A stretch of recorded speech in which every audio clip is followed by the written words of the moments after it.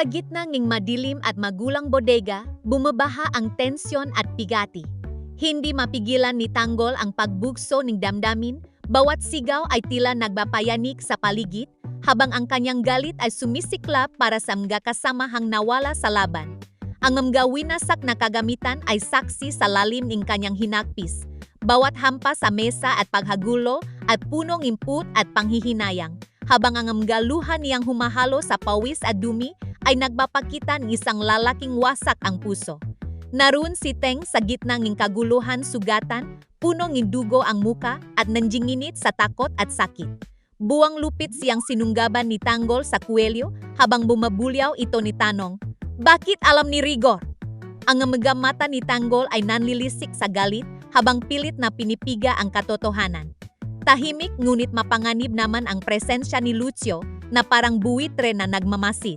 Ang mga salita ni Teng ay putol-putol, punong ng pagsisisi habang inamin ang panganib na kanilang kinasungan dahil sa pakikipagtuos kay Ginlalin at pagkakaipit sa pagitan ng mga pulis at batas.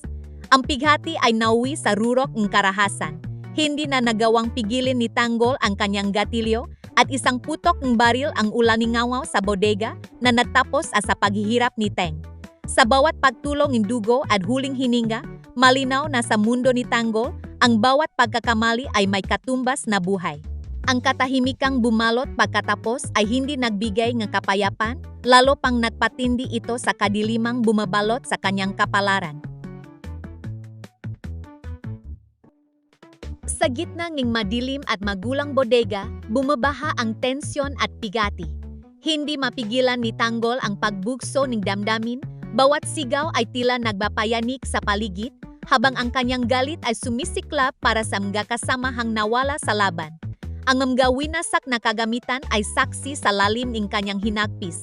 Bawat hampas sa mesa at paghagulo at punong input at panghihinayang, habang ang mga luha niyang humahalo sa pawis at dumi ay nagpapakita ng isang lalaking wasak ang puso. Naroon si Teng sa gitna ng kaguluhan sugatan, punong ng dugo ang muka at nanjinginit sa takot at sakit. Buwang lupit siyang sinunggaban ni Tanggol sa kuwelyo habang bumabulyaw ito ni Tanong, "Bakit alam ni Rigor?"